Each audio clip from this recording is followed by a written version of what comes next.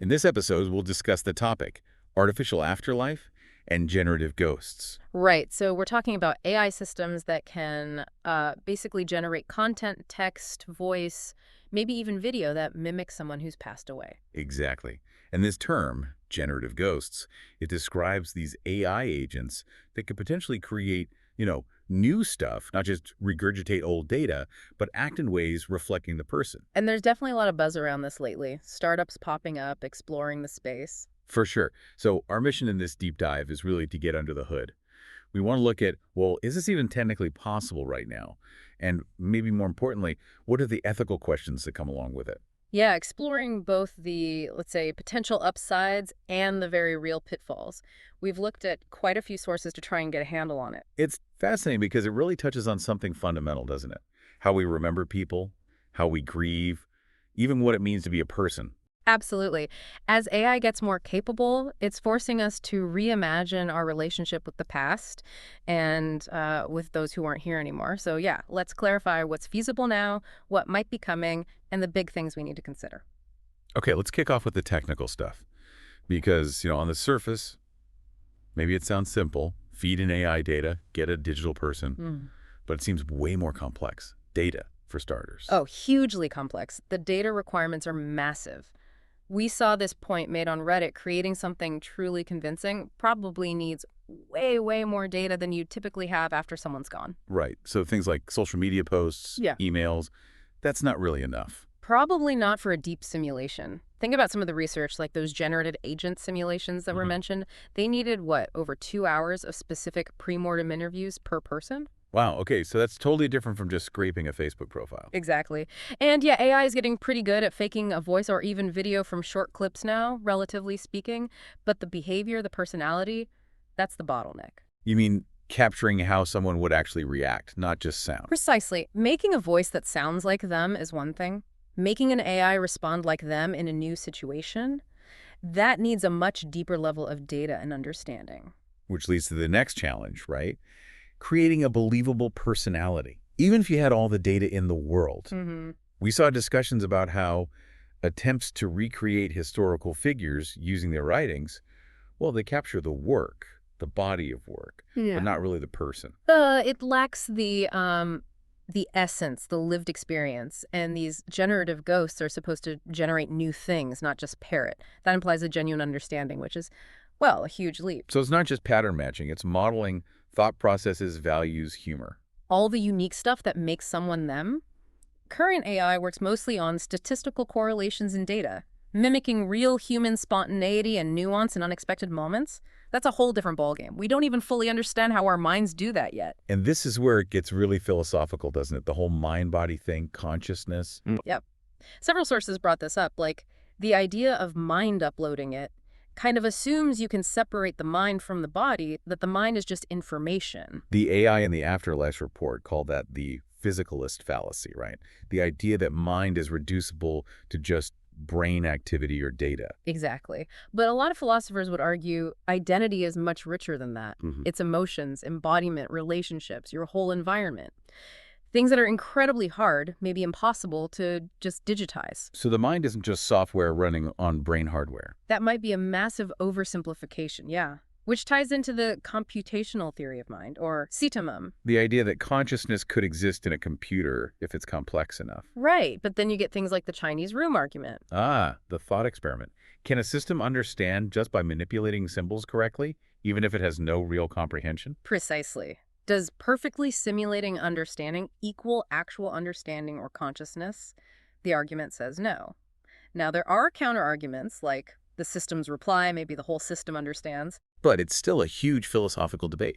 No easy answers there. Not at all. And then there's the question of whether digital computers, with their current architecture, are even the right kind of system to replicate the causal structure of a biological brain, which some research suggests might be crucial for consciousness. Okay, so even putting the deep philosophy aside for a second, the practical hurdles for something like mind uploading are just staggering. Oh, immense. The source on mind uploading detailed it needing to scan the brain at an incredibly fine resolution.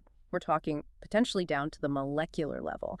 The sheer computing power needed for simulation, memory, bandwidth, processing, it's astronomical. And we don't even know for sure what level of detail is actually needed. Exactly. And then the biggest question of all, even if you could do it perfectly, would the uploaded version actually be you?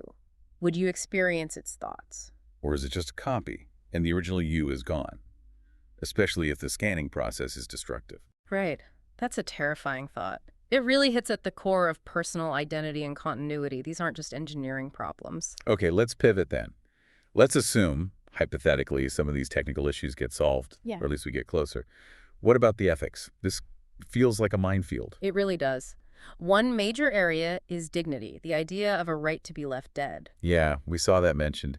The concern is that messing with representations of the dead could, I don't know, warp our memories, distort their legacy. That's the core of it. The idea of dignitary injuries causing harm to someone's memory or legacy, even if they can't feel it themselves. Creating deep fakes or generative ghosts could misrepresent them, maybe even disrespectfully. So the argument isn't that the dead person feels embarrassed, but that we have a duty to respect their memory. Essentially, yes. Unauthorized reanimation, even digital, raises serious questions about respecting their past existence and perhaps their implicit wish to be undisturbed. Which brings us straight to consent. Another huge ethical knot. Does consent even matter after death? We saw this debated online and with digital replicas of, like, dead actors. It's incredibly tricky. The person can't consent anymore. But their legacy affects the living, their family, society's memory of them. So does that give others the right to decide? Some places have laws, like New York's right of publicity, but apparently there are loopholes, like adding a disclaimer. That doesn't feel like enough. Probably not, especially with sophisticated AI. It highlights how our current legal frameworks might be struggling to keep up. One suggestion was interesting. People could specify in their wills how their data can or can't be used for simulations. Like a digital directive. That Yeah. makes sense. But what about the impact on the living, particularly on grief? Right, this is so sensitive. The Generative Ghosts paper laid out both sides, potential comfort, connection. Like in that Black Mirror episode, Be Right Back. It starts out seeming helpful. Exactly, but then the risks, hindering the grieving process, creating an unhealthy dependence, delaying acceptance. So it could actually trap people in their grief. That's the concern. What the paper called delayed accommodation, preventing that natural process of oscillating between focusing on the loss and, well, focusing on moving forward with life. And there was also the risk of deification, people developing weird beliefs about these AI ghosts. Yeah, attributing supernatural qualities or seeing them as more than just code, which could really complicate grief and reality testing. Then there are the wider societal ripples. One source worried that if this becomes normal, we might devalue our relationships with actual living people. That's a chilling thought, isn't it? If you can always conjure a comforting echo of someone lost, does it lessen the urgency to nurture the relationships you still have? And what about artists? The idea of AI creating new works in the style of a deceased artist forever, that changes everything about legacy. It absolutely does. What does an artist's life's work even mean then? It blurs the lines. And just generally, distinguishing real from fake content is already hard. This could test our grip on reality itself. Plus, the data issues don't go away on the ethical side either. Privacy, ownership. Who controls the digital remains? Big questions. The Monash Lens piece highlighted this. Data protection, consent for data use after death. It's all ambiguous. I liked the suggestion from Urban and Flaherty. Treating digital remains like museum artifacts, with a similar code of ethics. Yeah, with respect, care, sensitivity.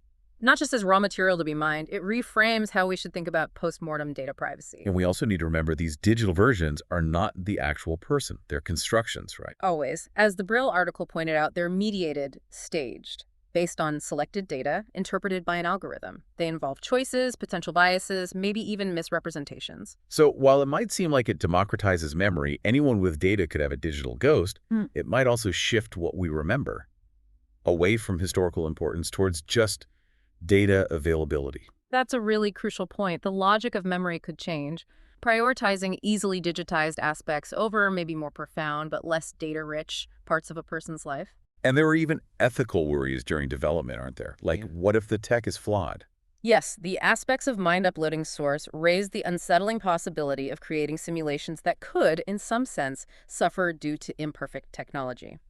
A really difficult ethical comparison was made to genetic engineering scenarios. Wow. And the legal status. Right. Could uploading be seen as assisted suicide? That's another legal gray area mention. Plus the potential for misuse creating malicious deepfakes, unauthorized AI clones, leading to what some call doppelganger phobia, real psychological distress for the living. Okay. So, putting it all together, it's clear that this idea, artificial afterlives, generative ghosts, it's incredibly intriguing, offers possibilities for remembrance, maybe Yeah. connection. It is absolutely loaded with huge technical challenges and, frankly, profound ethical dilemmas that we're really only just starting to unpack. Yeah. The tech moves fast, but are thinking about consciousness, identity, ethics that needs to keep pace, maybe even get ahead. For sure. It needs ongoing, serious discussion. We need input from ethicists, technologists, policymakers, psychologists, and just regular people thinking about what this means for being human. So here's something for you, the listener, to chew on. With all these complexities, what does it genuinely mean to live on digitally?